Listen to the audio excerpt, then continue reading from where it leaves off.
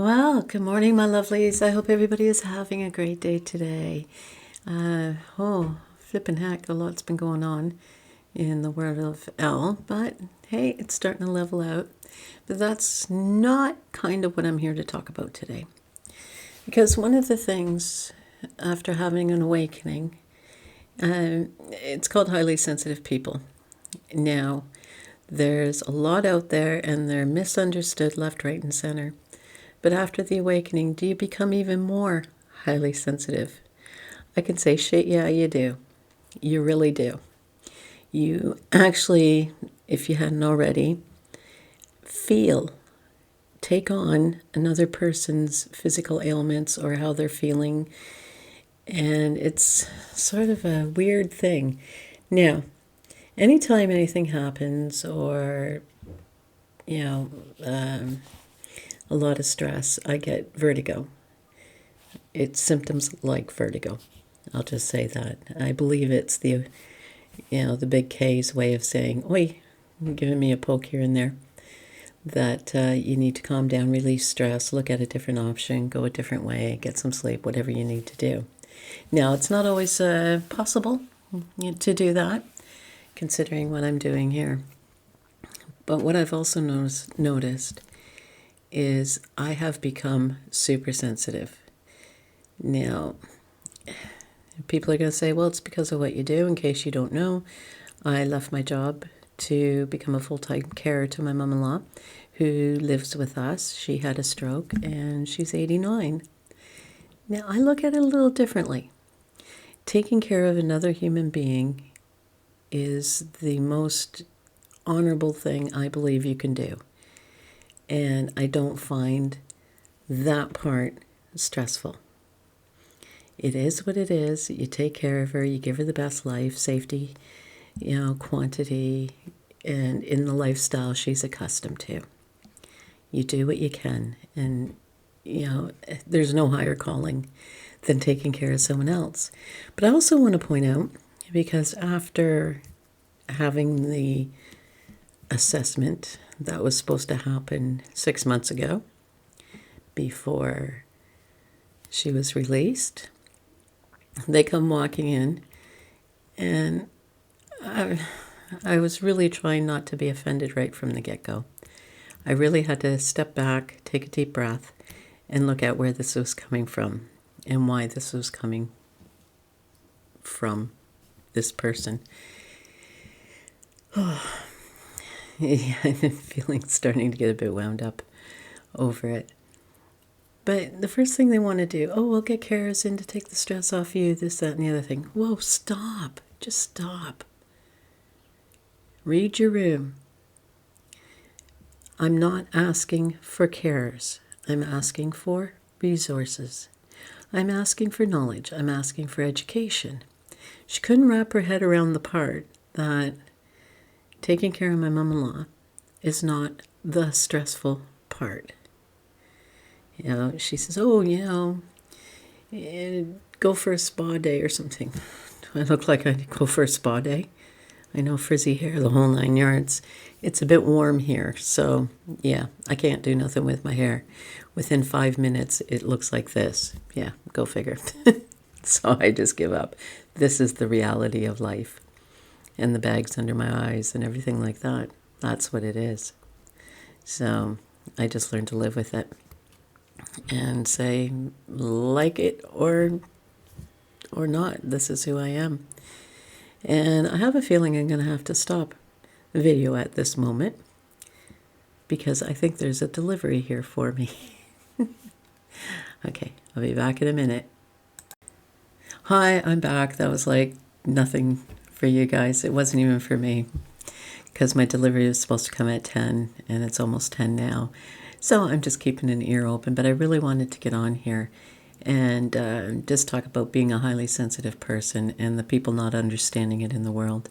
You'll have people around you. They are also imposing their expectations on you. Like this woman expected me to find this situation stressful. Again, it's not.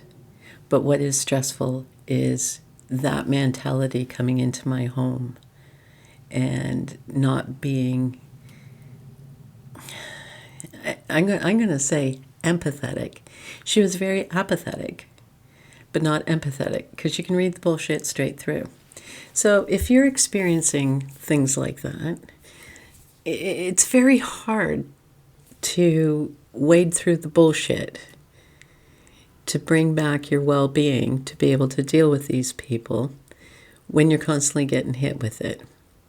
Now, if anybody has any way of doing this, like any tools in their toolbox, please share, because I'm probably not the only one out there that's feeling this at the moment. That sometimes, if it comes at you too fast, you just can't process, or, you used to be able to do it in a split second, but it's wearing you down. So I thought, well, you know what? I'm going to come on here. This is a good way of getting it out there in the universe, saying, yeah, send me the tools. My eyes are open, please, to deal with it. And, it's a gift, being highly sensitive and having an awakening. And it can also be a curse if you can't learn to deal with it.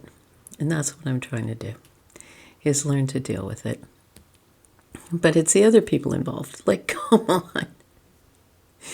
If you're going to be in the humanities, working that kind of job, you should be able to have empathy as opposed to apathy. And don't give me sympathy. Just don't. It's not what I want. Sympathy, I find, is very patronizing. That's just me. That's how I feel. Empathy, on the other hand, is more honest. And it actually helps the other person, when you're empathetic, to get through what they're going through faster, less scarring, less baggage. We need more empathetic people in this world, and we need more of the highly sensitive people to say, look, if you don't like this or who I am, the way I am, bugger off, because I don't need that in my life. I will take care of those who need to be taken care of, and will, even if they don't understand it, appreciate it and embrace it and run with it and do what they need to do to get through the trauma they're going through at that moment in time. Now, there's probably a lot of other things that can be done. I don't know. I had someone say to me, well, get up, get moving, exercise. Holy shit, do you know what I do in a day? Do you really? I'll tell you right now, it's like having a baby. Seriously. Every day there's laundry. Now, okay, I'm one that used to wash dishes by hand. We have a dishwasher. But I thought, you know what, a few dishes, whip them up. Every bloody day that dishwasher's going. Because now there's 3 people in the house eating. Dishes add up.